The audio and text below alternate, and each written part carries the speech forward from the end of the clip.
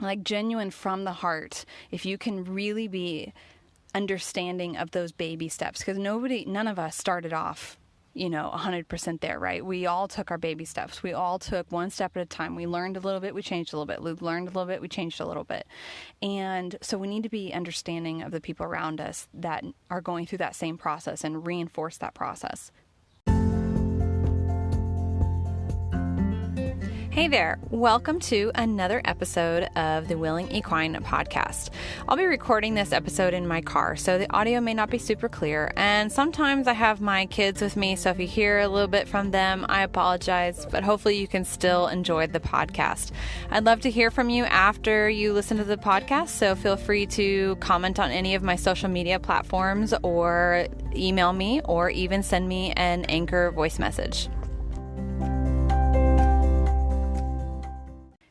Hello. So I'm back with another episode. This time I wanted to talk about a question that's been coming up pretty frequently with my students and new people that are enrolled in my foundation course, and people who are making a transition over to working with more positive reinforcement, or even if not working with positive reinforcement, they are just making changes in their horse's life that may or may not be mainstream. And they're kind of, wondering how to talk to their friends, how to talk to their family, how to talk to their trainers, how to talk to the people around them in general about why and how they're doing things differently, or if they even should talk about it, and how to help them understand too, because I think one thing I don't think any of us are really prepared for is how much conflict it can bring up in relationships and how it can divide relationships, the way we work with our horses. And it's unfortunate. It's really unfortunate, to be honest,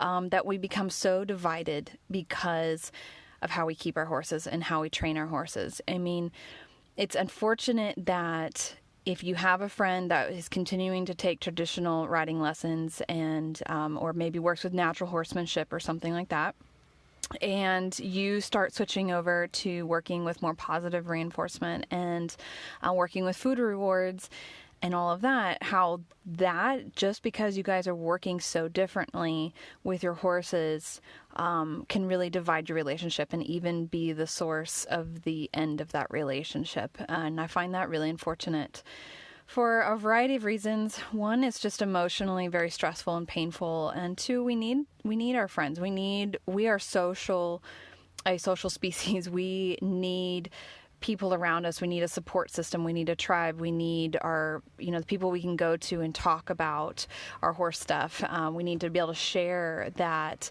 love and passion for our horses with the people around us. And it's even more of a struggle when it's a family member, somebody that you're very much connected to by blood or, just a family tie that it's not as so simple as, well, we used to take riding lessons together and now we just kind of slowly, gradually faded apart as far as our relationship goes. This is different because you have to be around these people on a daily basis, or maybe they're even helping support your horses and your interaction with horses. Maybe it's your parents and they are helping pay for your riding lessons or keeping a horse. I know that's the case for a lot of young people, and that was the case for me as well.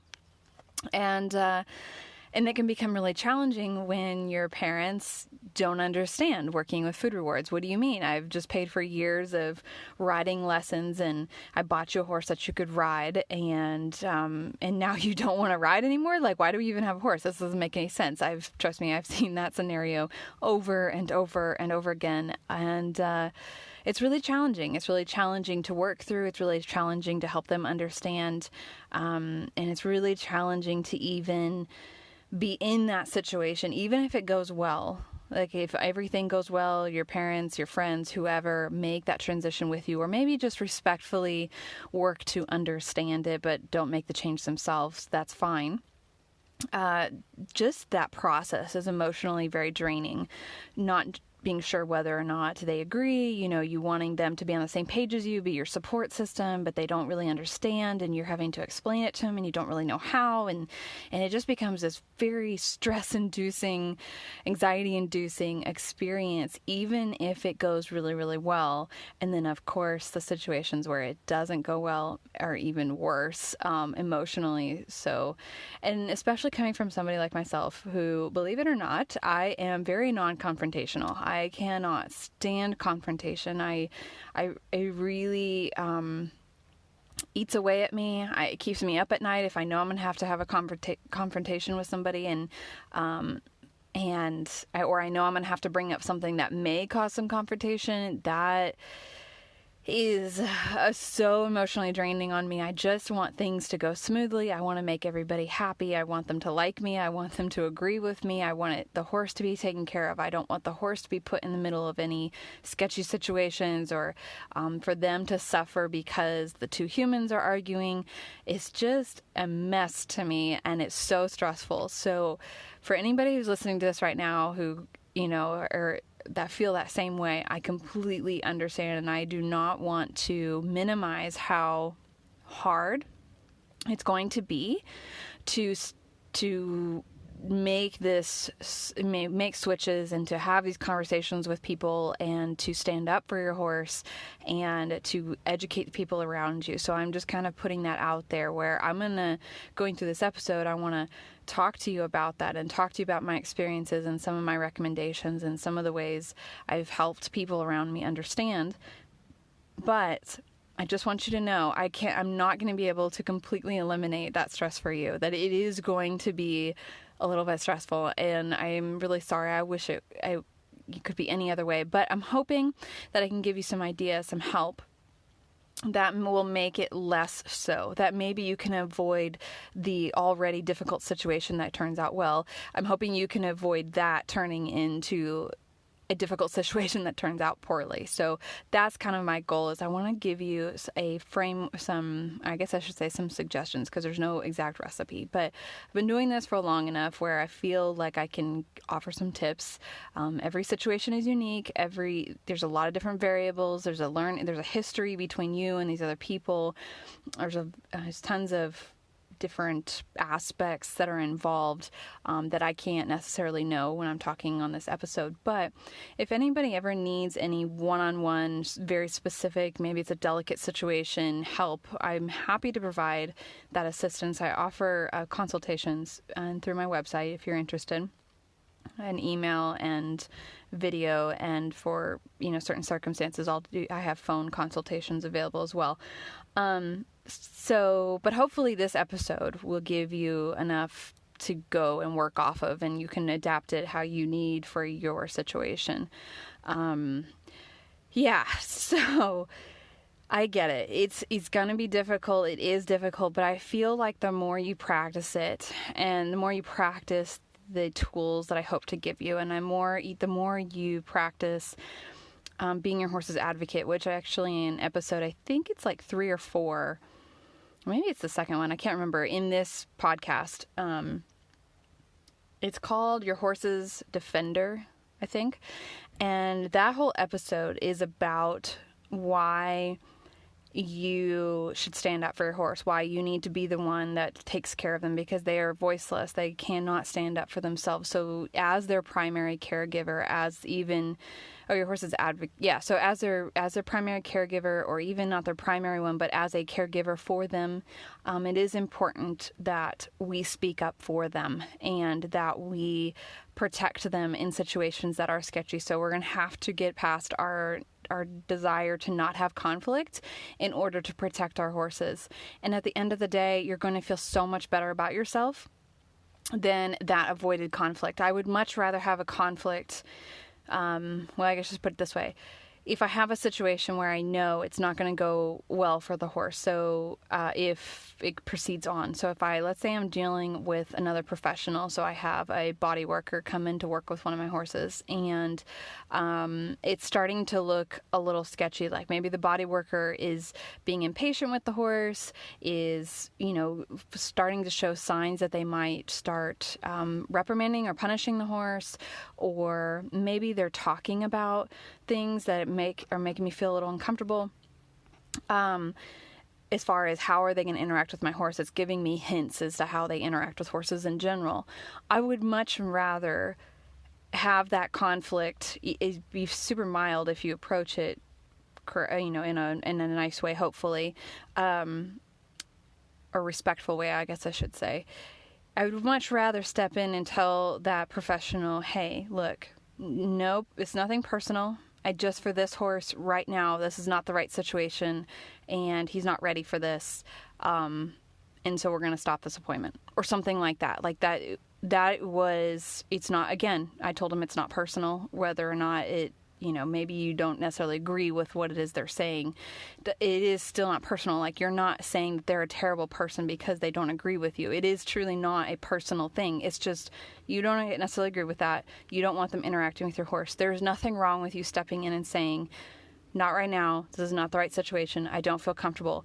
You're going to feel so much better about that, even if it takes a lot of guts to make that happen, even if you have this, anxiety pit inside your chest as it's building up and you're like, I've got to say something, and you don't want to, and you have to take that leap. You have to all of a sudden go, okay, I'm going to do it, and you force yourself to do it, and that whole situation is really uncomfortable. Trust me, I've been there many times. It's really uncomfortable to do that.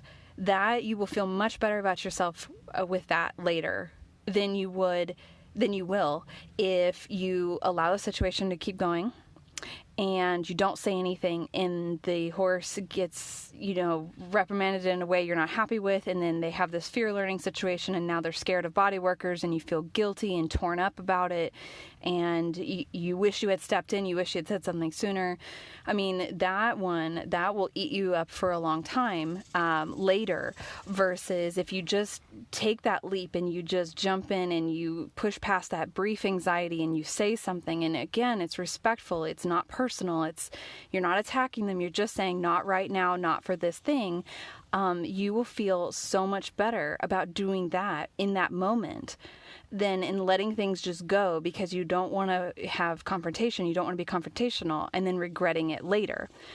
So that's kind of, I've already kind of jumped into some of my recommendations where that's one of them that I use pretty frequently. I start to look for any signs. I start to look for something that indicates to me that maybe this person isn't going to be on the same page as me. That doesn't mean they're right. That doesn't mean, or wrong. And that doesn't mean I'm right or wrong. It just means we're not on the same page. And that's what's important, that you're not on the same page. And it doesn't matter what you're training with or how you're training or what your methodology is or what your belief systems are.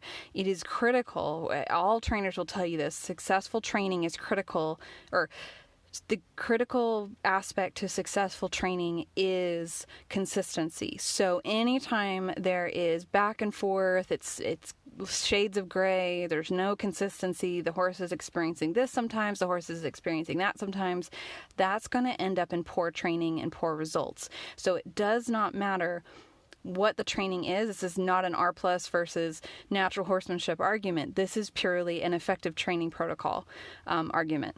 So any professional should respect, or I would hope that most decent equine professionals will understand if you step in and say, nothing personal, I totally get what you're saying right now, or what your goal is here, but this is not our protocol right now. This is not what we've been training right now, or I'm not comfortable with this right now, or I need to think about this more, or the horse needs more time and more preparation to proceed forward with this treatment or this interaction or this training protocol or whatever it is. So, it doesn't really matter what reasoning you use, as long as you're very concise, you're very to the point about it and you don't make it personal. This is not my training is more ethical than your training. That's not what this is about. This is about taking care of your horse. This is about setting them up for success. This is about effective training. So that's when I'm dealing with professionals and I need to stop a situation and be their defender, their advocate, whatever, that's my primary go-to. And this allows the relationship to remain intact. And I pay them for their time. I let them know that I will work with the horse. I actively work with the horse. I'm going to make sure that everybody's taken care of. I don't expect them to walk away without being paid. And I also will often tell them that, my interest is in their safety, so I want them to be safe. And for that to happen, I need to work with this horse more. And most professionals will very much greatly appreciate you being considerate of their safety and you calling it a day or saying not right now or not in this situation or not do that because of their own safety. Because at the end of the day, they got to go work on another horse. So going to the hospital is not in their best interest, regardless of their training, whether or not they want to pursue the training aspect of it. My thought is that probably in these situations, you're mostly dealing with people like farriers and vets, or massage therapists or, other types of professions, but you may be dealing with a trainer. And if that's the case, then you could just tell them something like, I love what you're trying to do, or you don't even have to say that. You could say, I'm going to think on this. I want to think about it some more. I want to really take time to process what you've told me.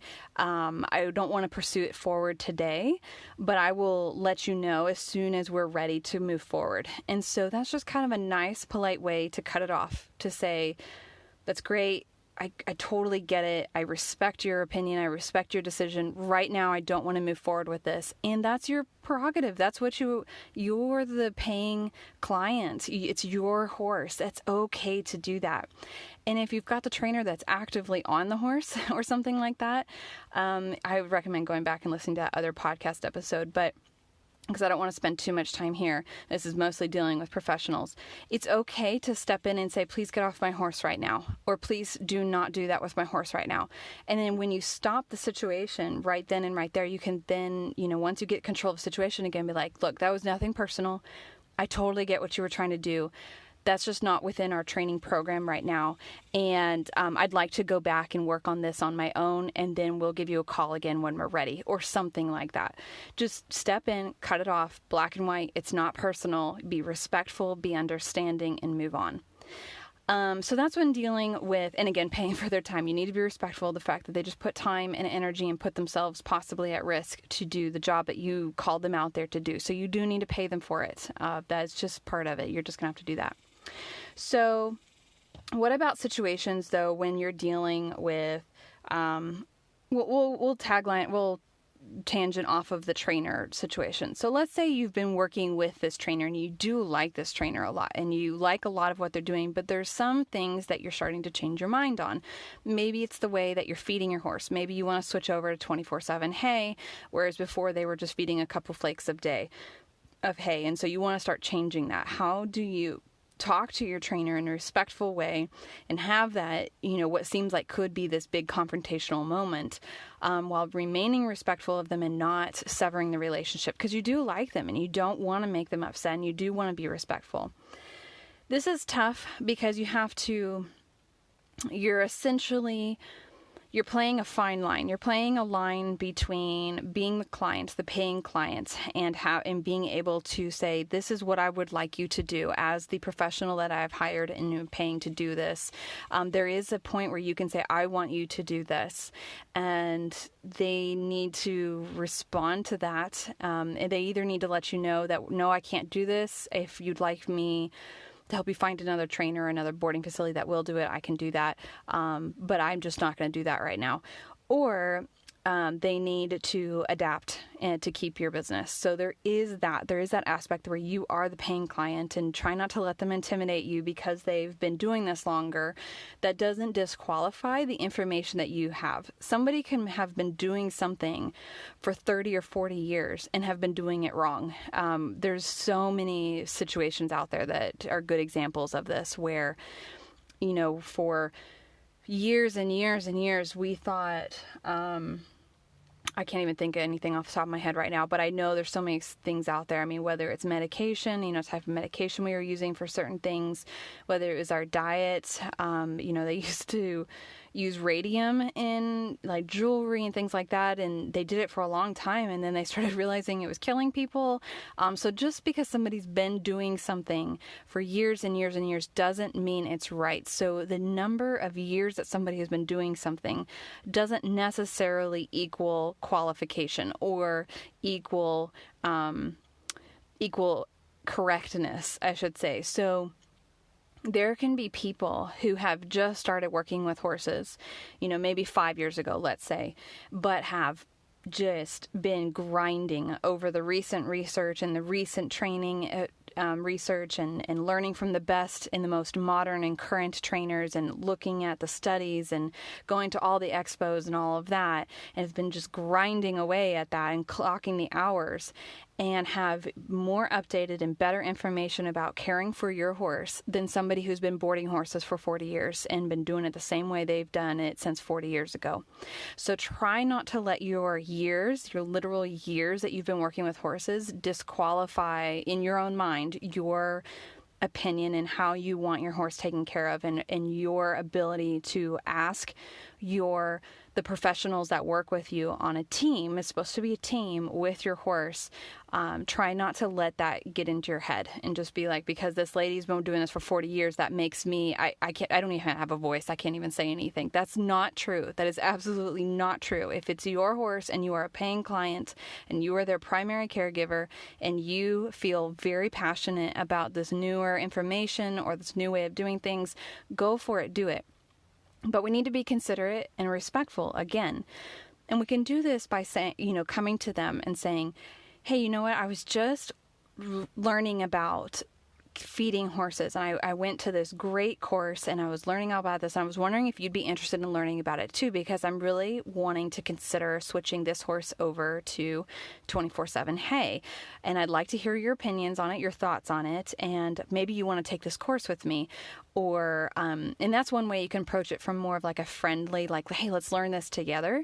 And I find a lot of people will accept that more openly, or willingly, I should say, and that's very also something you could use with family members and friends. So bring them along for the ride. Bring them along for the educational aspect, the learning process, versus telling them that they've got it wrong and you've got it right. So opening them up to the possibilities and feeding them information gradually is a great way to help people change their minds without it seeming like you're shoving stuff down their throat, and without seeming like you have a superiority complex, like you have a moral high ground because you feed your horse 24/7 and they don't.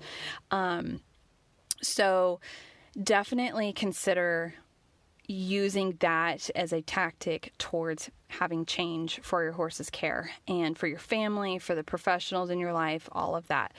The other thing you can do is present it from a monetary time aspect. Hey, I was doing some research about this. I'd really like to switch my horse over to 24/7 hay. If I bought my horse the hay net and it reduced how often you're having to feed him and how much you're having to feed him, could we do this?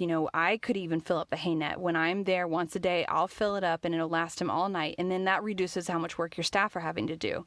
Would that be an option? So giving them a solution that benefits them too, like presenting the benefits, the pros and cons basically, but mostly the pros, will help them more readily say yes to something. So that's an option for you as well when it comes to helping people around you change their own behaviors and their own methods and their own approaches to better suit or to be more what you're looking for. When we're dealing with friends, though, and they're not necessarily our horse's caregiver, they don't necessarily have direct interaction with our horses, but we find that our conversations end up having some conflict because of, not conflict, but it's starting to look like the conversation, there are more times that we disagree than agree. This can be a tricky situation, and I think has to be handled with a certain amount of looking at the pros and cons of the relationship, and looking at all of the different variables, like what's this person's learning history, what are their experiences, what about their old riding and training habits or horse keeping habits are reinforcing to them, and then what are you doing that's different than theirs, and are they necessarily doing something that's wrong in your mind or unethical in your mind, or is it just different than what you're doing? And sure, it's not ideal in your mind, but they're not harming the horse. As far as I know, we could get into the little pieces of that, and I understand. Trust me, I completely understand. Yes, not providing the horse with hay 24/7 could be considered harmful, and it is, in my opinion, harmful to the horse. But when we're looking on a scale of absolutely worst case scenario to best case scenario, maybe that horse gets quite a bit of hay every day, but there's a couple hours at night and a couple hours during the day that they don't have hay. To me, I'm like, okay, it's maybe not ideal, but that's pretty dang good. I'm going to reinforce that for this friend. I'm going to say, I just love how you offer your horse so much hay, and hey, let me know if you ever want me to toss him some extra hay during the day so he doesn't ever run out, and that will maybe help him with some of the ulcer issues I know you guys have experienced in the past or whatever. So you're offering them an easy solution, you're helping them out, and you're also kind of gently suggesting some behavior change for them in a way that it could benefit without having that superiority complex and doing it like, well, I was reading this article and it says you should feed your horse 24/7, and that's probably causing your horse's ulcers, and I would look into that because that just doesn't seem right. Like, that just comes off as super, negative, and like from a superiority, like a superior state of mind, and like, well, I'm just doing things better than you are, and you're probably causing your horse's issues and bad owner.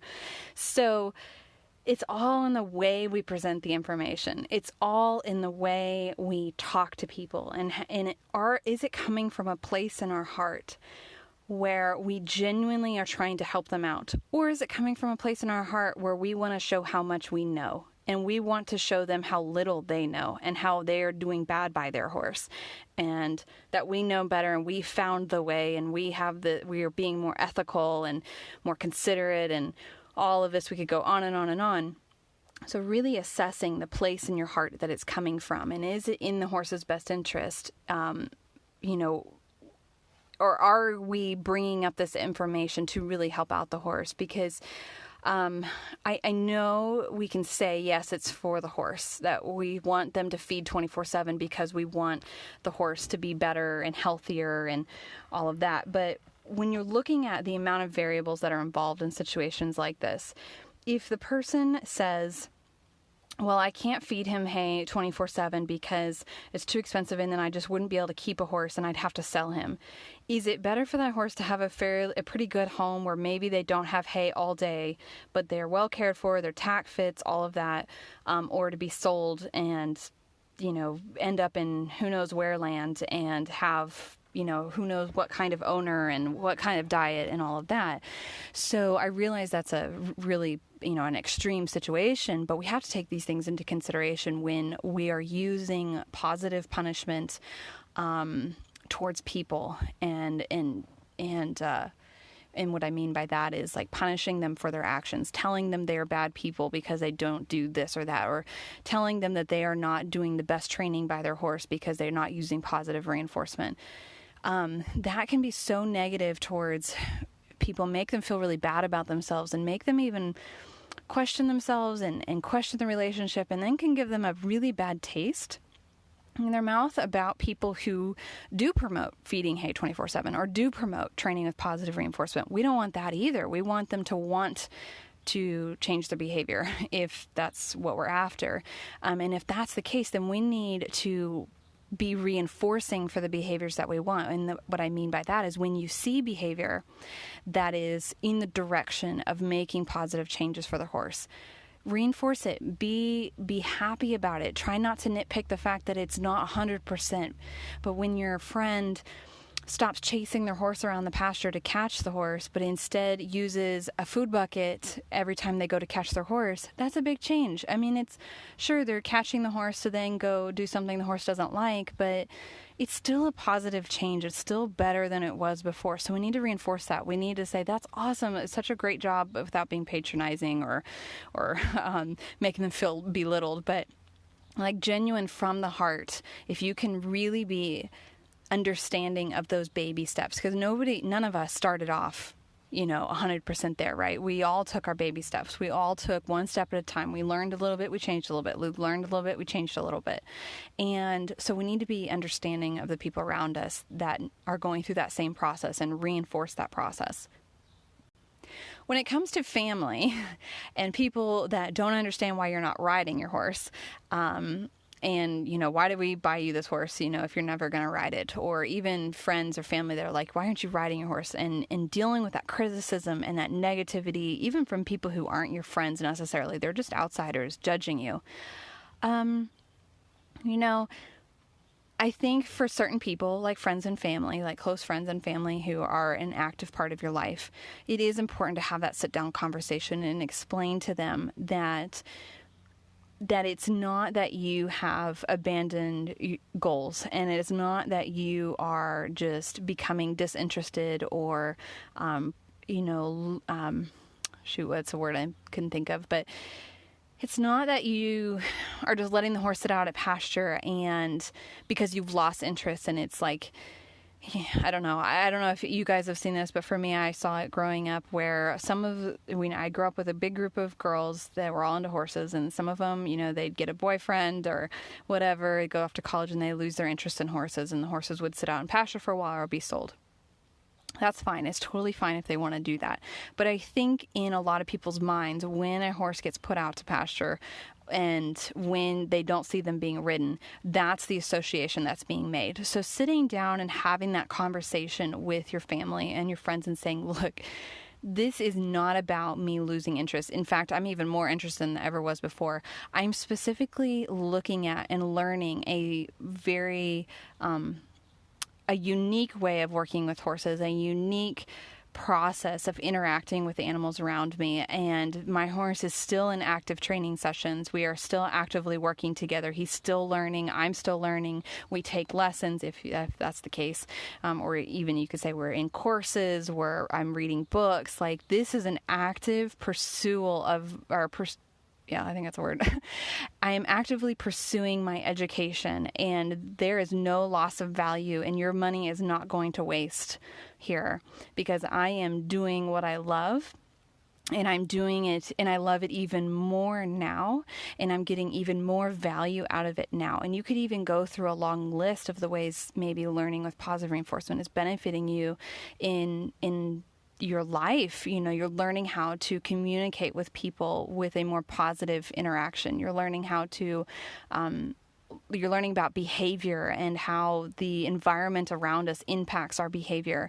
And you're learning about work ethic and pursuing goals and shaping plans. So having a step-by-step goal, which will help you in finding a future career and being successful in that career, and having that stepping stone, that shaping plan towards your goals in a career is so valuable, and you can learn that in your interactions with horses.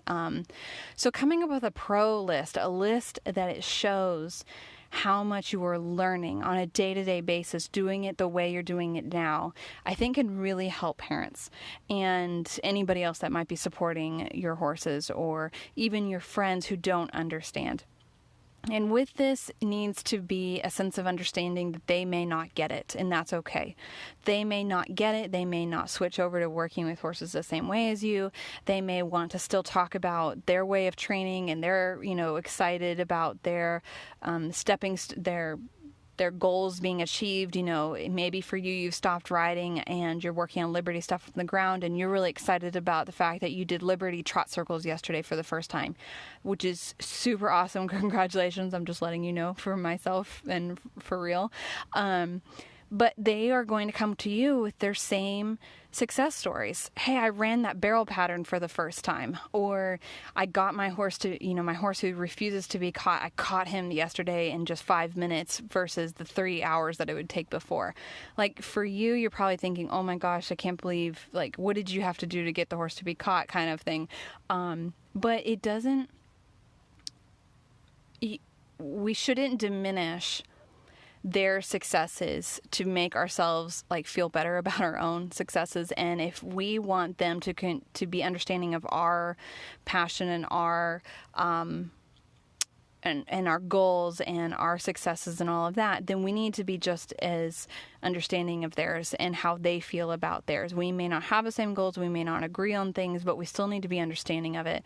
And then when you see, or I guess I should say, one of the most powerful things that can start to happen is that your friends and your family can start watching this change. They can start watching the process. They can start seeing how your horse runs to greet you at the gate every day, or how your horse is really patient with the farrier. And even though he used to kick violently, now he stands quietly and doesn't kick anymore. Maybe they start to see that you have a relationship with your horse where you can just go sit and hang with them. Or maybe now you're riding without tack, and where they are still, I don't know, and maybe used to have to ride in a really big bit and whips and spurs and all that. That change, they're going to start to say, I want that too.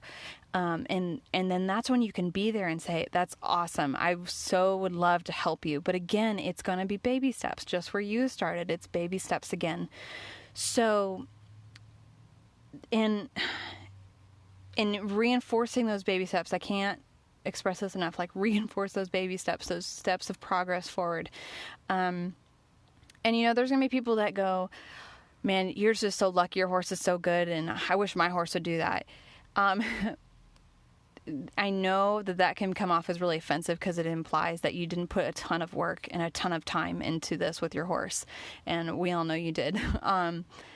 What you can say is, yeah, he's a pretty awesome horse. So, we clocked a lot of hours. I started learning about a new way of training, things like that.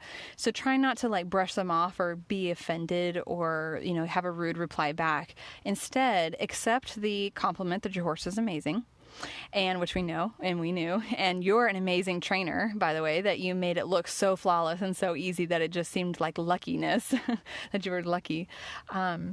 And then drop that hint in there. Yeah, it just took it took a lot of time, and we started training a different way. And then they're going to start to wonder, what's that different way? And they're going to start asking. So kind of wrap this whole thing up, I want to really get back in, I want to kind of express too, it's important to remember that change is hard for people, that change is rarely, if ever, accepted without fighting back. We see it in politics. We see it in dietary things. We see it in medical, changes within the medical industry. We see it in parenting. Learning how to parent better. Even there's just the process of being a parent, and that's changed a lot over the years. We see it in how we feed our horses, how we take care of their feet, how we, fit their tack, how we, how we're training, things like that. We see this everywhere. This is not unique to people judging positive reinforcement. Actually, a really good example of this is saddle fit and all that. It used to be, at least when I was growing up, where the rider had their saddle, and this still is, I see this still in some circles, but the rider has their saddle, and then they threw it on whatever horse they were going to ride that day. Didn't matter if it was a quarter horse, if it was a 17-2 warm blood, if it was a scrawny little thoroughbred, or a big, thick, round Mustang, or it didn't matter. It didn't matter who the horse was and how their back was built.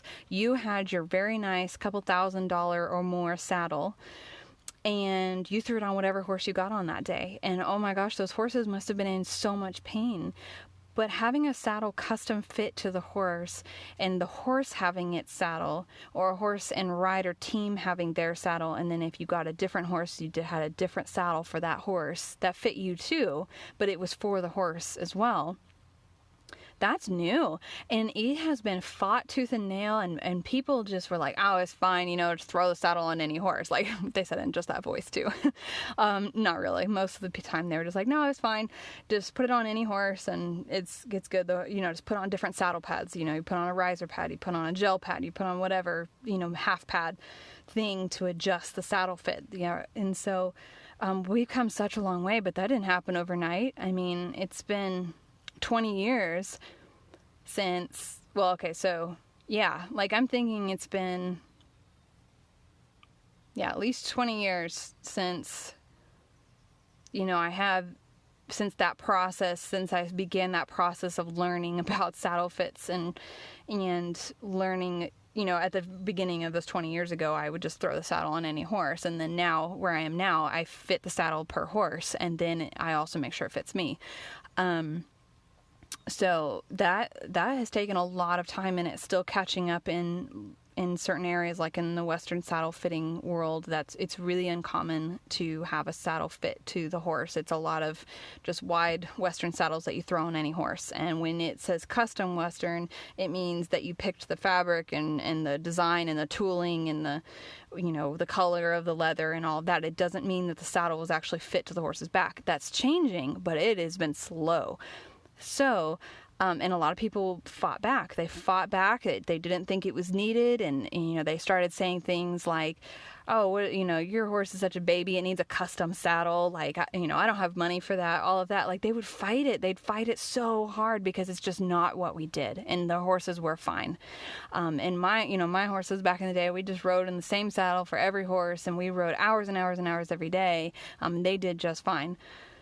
So that's the stories they would get from the saddle fitting, or we would get, and still get sometimes. We should expect to hear those same stories about changing horse training methods and the way we feed our horses and things like that. We need to expect that that's coming. And being educated and confident in your education is so important. And we need to not judge those people or be disrespectful towards them and their opinions and their experiences, or diminish their understanding. We need to be considerate and compassionate towards them and respectful, while remaining confident in our decisions we've made for our horses, and trying not to burn a bunch of bridges. You don't need to be harsh. You don't need to be like, well, this is the way I'm doing it, and peace out. Like, I'm not talking about being that way. I'm talking about just like, I absolutely hear what you have to say. I will take all of that into consideration, especially if somebody gives you unsolicited training advice. Saying something like, thank you so much for, or not thank you so much, because you don't really encourage them to continue to give people unsolicited advice, but you can say something like, okay, I hear what you have to say. I will take it into consideration. I'm gonna go and think about that, and I'll let you know, or I'll see if I can find a trainer to help me if I decide to go that route. For right now, I'm working on this training approach right here, and I want to stay consistent with it. And if it doesn't work out, I'll let you know, and we'll talk about it some more. So it's a way you can just be like clear and concise as far as like, okay, I'm not going to do that right now, but I did hear you, and I will come to you if I need help, and I will listen, and if this doesn't work out, I'll reach out to you. So you're making them feel heard, but you're also letting him know that you don't really need the unsolicited training advice. And maybe if it's a friend, like somebody that's more personal and close, you could thank them. You could be like, awesome, thanks for the tip.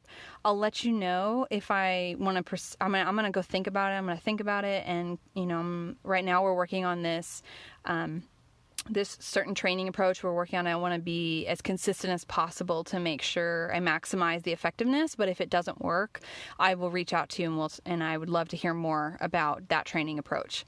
And that's just a way of like being super nice, and polite and respectful, while still being like, I'm confident in what I'm doing. Like, I don't need to change it. I don't need to do what you're saying, and that's okay. Like, it's completely okay. They should and will do the same thing back to you. If you were to come up to them, and this is another part of it, I could just go on and on and on about this all day, is try not to give people unsolicited advice. If you don't like unsolicited advice, don't give it back to them. So, I don't think anybody likes railbirds and people who give advice without being asked. So try not to be one of those people. It comes off as very judgmental and as like you're looking down on them, like they need help. If somebody will walk up to me and say, you know what you should do with that horse is you should give him a good pop on the halter, that would come off to me like they were kind of like telling me I didn't know what I was doing, and they did know what they were doing, and that's what I should do. So it just doesn't, it's never taken well. And it's a tactic that a lot of adults will use on younger people, because we, as older people, as adults and stuff, we can be, we can kind of throw our weight around to intimidate a younger generation, which is sad, but it's just kind of how it's been done. A lot of older trainers tend to, I've seen it firsthand, and I experienced it, where they bully their students into being blindly obedient about everything, and that's not right. So we don't want to be that way towards younger people or any person, or new equestrians. We could put ourselves in that same boat, with that same dynamic where we're the more experienced horse person. Even if we are younger, we're more experienced because we've been doing it longer, and here's this new unexperienced horse person, and we can come up and be like, you know what you should do this, or you should do that. A lot of times they will nervously accept it as like advice, that is, they will accept it and even say thank you for whatever. But if you pay attention to their behavior and stuff, oftentimes I find they're really uncomfortable about it, probably because they were feeling insecure about themselves, and then now you've just kind of, mentioned that they need help and they don't know what they're doing, and so now they're like, yeah, I know, I'm still figuring this out, I don't know what I'm doing, and so they are very likely to kind of blindly accept your advice, and I feel like that can be taken poorly, and it's not necessary. Instead, I would rather people be like, hey, would you like some help? Or maybe in a different time when it's not in the middle of the training, whatever, you could bring up a personal story. Be like, yeah, I remember when I was first getting into horses, I would get stuck, on these things. And what really helped me was, doing research or talking to my trainers or finding a community of like-minded people, or making sure that I was always at the barn with somebody who could help me, or I don't know, just trying to make it more personal and less about you telling them they've got it wrong and they need to fix it. So it's all about the phrasing. It's all about the words. It's all about the way the information is presented and the timing of the information. So we need to try not to force information down people's throats. We need to not tell them that they're, not doing it right and coming from a moral, or a training superiority platform, like we know what we're doing and they don't. I find that I don't know. Anyway, I've gone through it, this whole episode, all the different downsides to it, and I just don't think it's helpful. I think if you want to help people make that transition, and if you want to help teach people about positive reinforcement in your community, in your group, your barn, maybe set up a little weekend clinic or a little roundtable discussion, or just invite some people who might be interested, who've been watching you train and are curious, and maybe they're like, hey, will you teach me? Maybe you can get a couple of them together, like on a Saturday morning, and have a little, here, maybe you're not a professional, but you can still teach them something. You can still share what you're doing, but just tell them, I'm not a professional, but I maybe we could do a little group thing, and I'll share with you what I've been learning. And that's a great way to plant a seed and come off as a non-threatening form of information to them, and allow them a safe place to explore and learn and try something new. You could even try and get your family involved, as far as hey, mom or dad or brother or sister or whatever, do you want to come out to the barn and I'll kind of show you what I've been doing and some of the progress we've made, and get them involved and really show them the positives and being enthusiastic about it. And honestly, your enthusiasm, if you can share that enthusiasm, you can share what it's done for you, and you can share with them from a place of being humble and respectful, there's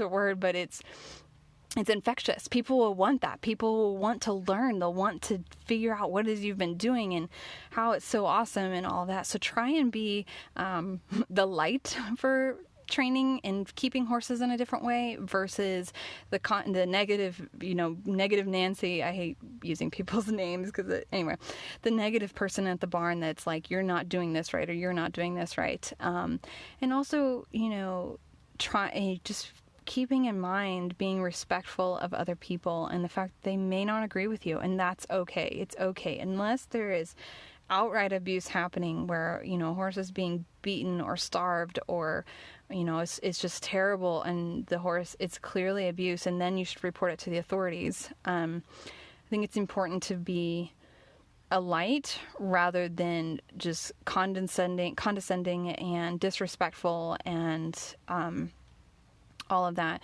And at the end of the day, for most people, unless it's like direct family or whatever, you have the option to find somewhere else. You have the option to work with somebody else. You have the option to do something else. You're not, there are certain situations where you are kind of stuck. I get it. But for most people, you can leave the barn you're at and go somewhere else. I know it's scary. I know it's terrifying. I know it's going to make you all sorts of uncomfortable. There's going to be confrontation. I know it means moving your horse out of its comfort zone and where it's been in a family and a herd and all of that. But if it's going to help you feel more confident with your training and feel more at peace, and you'll have a community again, and the new environment that you'll be taking your horse to will be healthier, and there'll be less negative training experiences around. Overall, it will have a positive result for both of you guys after a temporary negative one. So in a lot of situations, you can make those changes. You can change farriers, you can change vets, you can change trainers, you can change barns, you can change, you can find new friends. I don't recommend just like wholesale cutting everybody off, because then you're really not helping anybody around you, and we want to help the people and the horses around us. But you can start to develop new relationships with people that are a little bit more like-minded, to give you more of a balance. That way you're not constantly surrounded by people who disagree with you. And so finding the people that are supportive, or even helping educate you and helping, support you in your journey.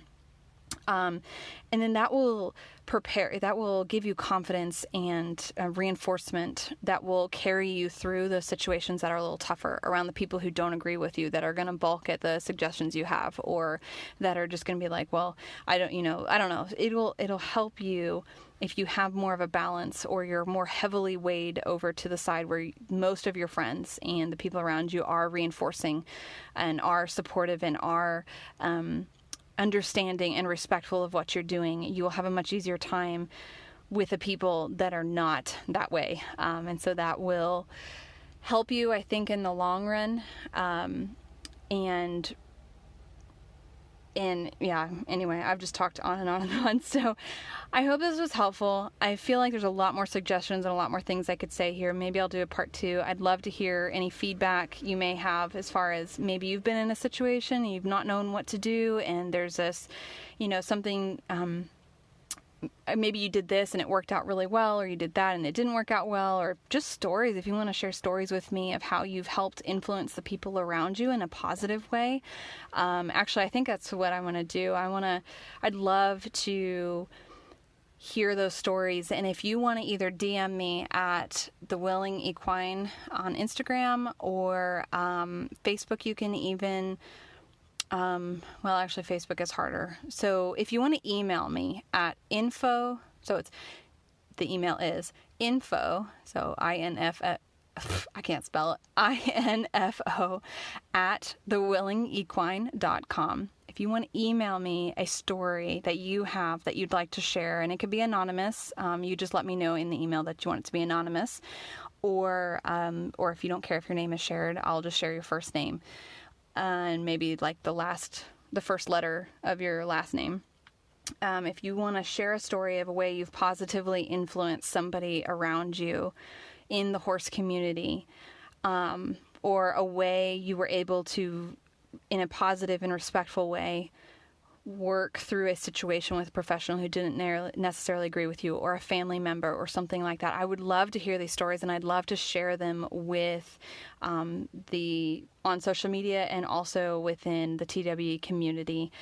So so send it And yeah, I'm going to nix the DM thing because it would be hard to track. So if you can send those stories to info@thewillingequine.com, or you can go to the contact form on my website, thewillingequine.com, and send me those stories. I would love to share them if you want to share them with everybody. And, yeah, so I would love to share those. And I can't tell you how many times I've said that. Thanks so much for listening. If you'd like to find out more, head to my website, thewillingequine.com. On there, I have a really extensive blog. I'm a very prolific writer. And I also have an FAQ page. And the FAQ has all kinds of things. It has questions and answers about training and about my training specifically, as well as just general about working with positive reinforcement. There's also sections on there about health and behavior. So all of that. I'm also on a lot of different social media platforms, Instagram, YouTube, Facebook, so check those out. And I'd love to hear from you, so don't hesitate to email or send me a message.